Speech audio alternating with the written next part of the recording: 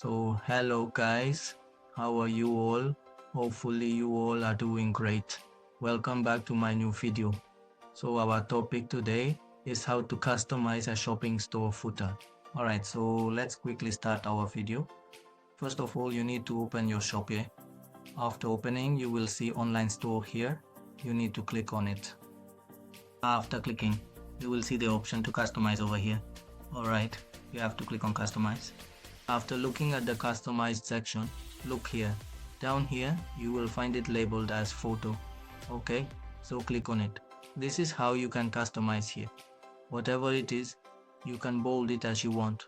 Okay, after going down here, you can create margins, etc. as you wish. So padding, bottom padding, whatever it is, you can customize as you wish. So here we'll give a heading here. So where did that be notified? I just say it. Look here, it's being customized.